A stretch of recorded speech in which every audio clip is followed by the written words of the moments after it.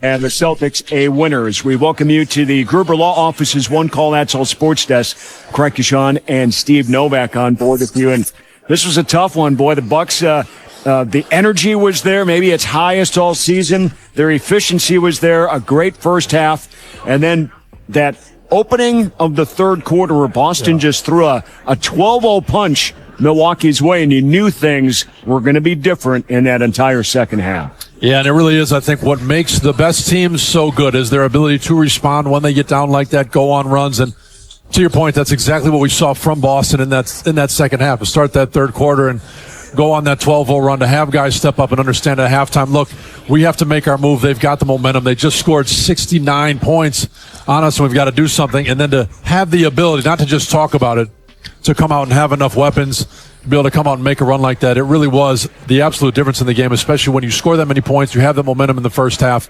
And then obviously for the Bucks to play well against Boston a couple weeks ago as one of the best teams in the league and fall short in the fourth, and to also lose 2 games to Cleveland, one of the best offensive and defensive teams, to lose those 2 games. I think you've seen the Bucks play so well in so many ways for spurts, but just not be able to close these games, and whether that be the fourth quarter in some of those cases or in the second half, it just continues to be those little things that kind of creep up.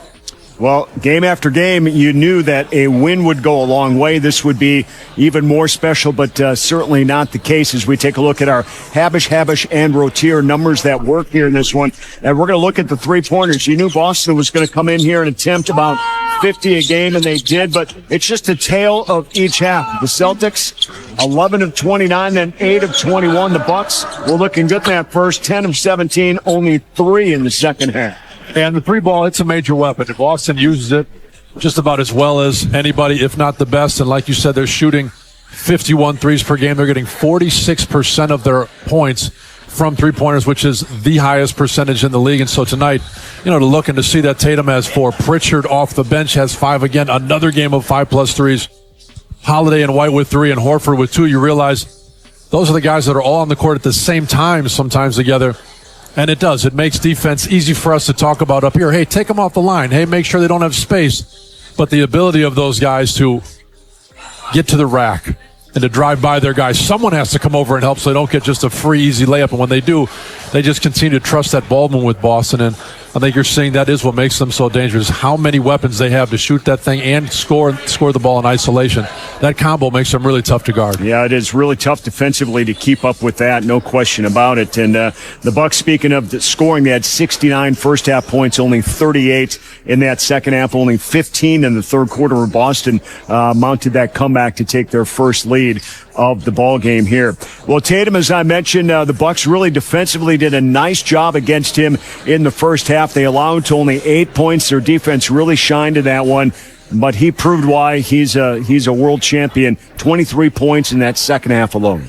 And the 23 points in the second half was certainly a huge part of the difference in this game, because 6 points in the first quarter, going just 1 for 4.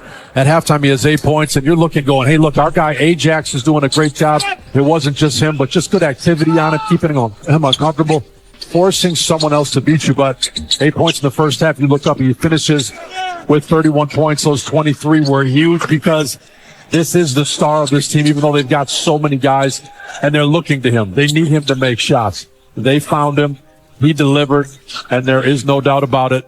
He proved tonight that if you can shoot that ball from the perimeter, if you can put it on the ground and you can attack the rim, and you've got those other pieces around him in Brown, in Pritchard, and all those other guys, they're just really tough to stop. But he's the guy that really is the difference with this team, and I thought the Bucks did such a good job 2 weeks ago on him as well, holding him to just 15 points, but I think he kind of had that in the back of his head, too. Yep, big second half for him. And Bernard's big money moment, Giannis Antetokounmpo, his 50th career 40-point game. He ends up with 43-20. It was going to have to probably be some more guys involved, and it wasn't the case. And so watching Giannis is really fun right now. He is dominant, but it's not equating to wins. And so obviously you just got to keep tweaking that formula and figure out how you get those wins.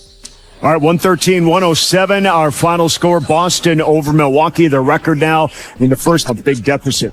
Here at the Gruber Law Offices, one call, that's all sports. S-Bucks Live rolls on here. And Bobby Buckets, you knew the energy from the home crowd would affect his play. And I think in a positive way it did, especially in that first half. He wasn't taking anything from anybody on the Celtics side. Yeah. We saw that down the stretch here of this game as well. But Bobby tonight finishes with 15 pretty solid points. You know, he did, and I think you could sense that the crowd understood tonight, too, when he was out there and he would make a bucket. You just sense they understood, Bobby, we need you to score. We need you to be who you always have been, that double-double guy off the bench.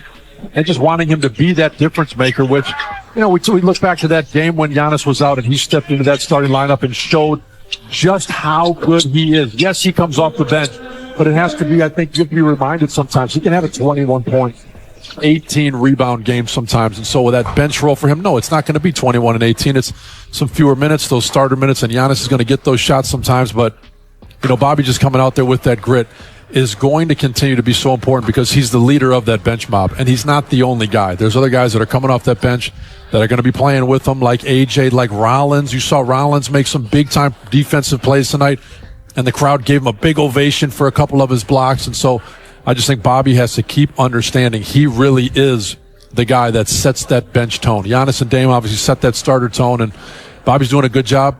Obviously, you just want to continue to see all of it just keep getting better and see this team just get over that hump and find a way to get some of these wins. Because this one, to me, is a really tough loss because it would have proved everything we've seen in the past for this season didn't really mean anything.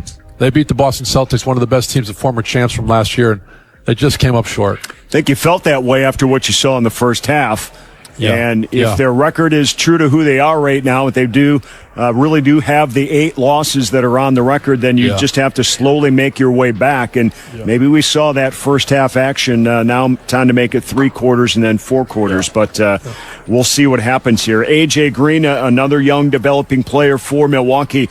This team really counting on his 3-point shooting as well. We're seeing his athleticism and his energy. The defensive side starting to come there as well for AJ. You know, it really is. When you look at the team defensive rating and you look at the individuals on this team, Ajax is right up there, number 1 defensive rating.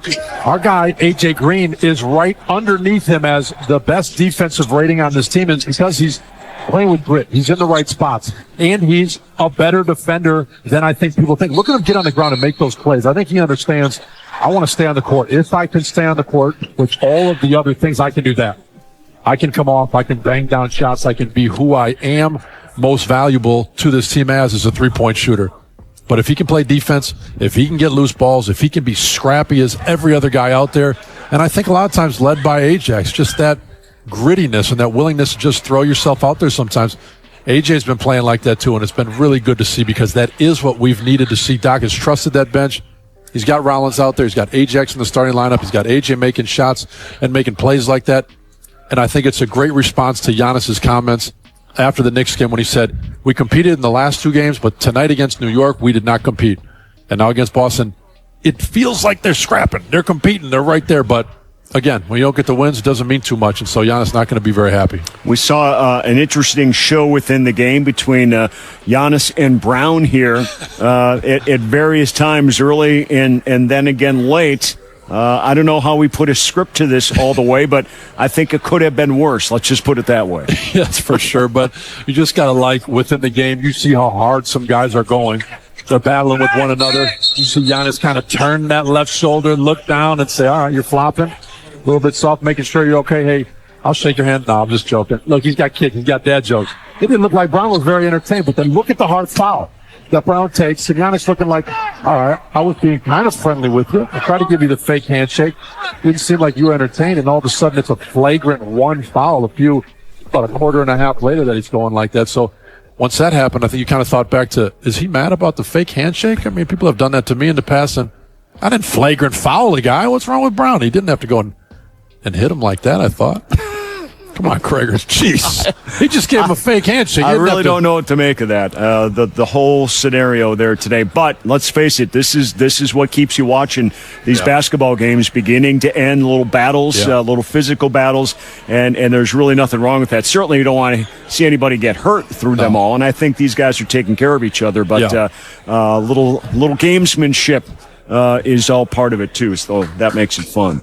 All right, Boston, a win over Milwaukee here, 113 to 107 is the final. Bucks. Thank you for watching so far. Leave your comment below and don't forget to subscribe so you don't miss any detail. A hug and see you next time.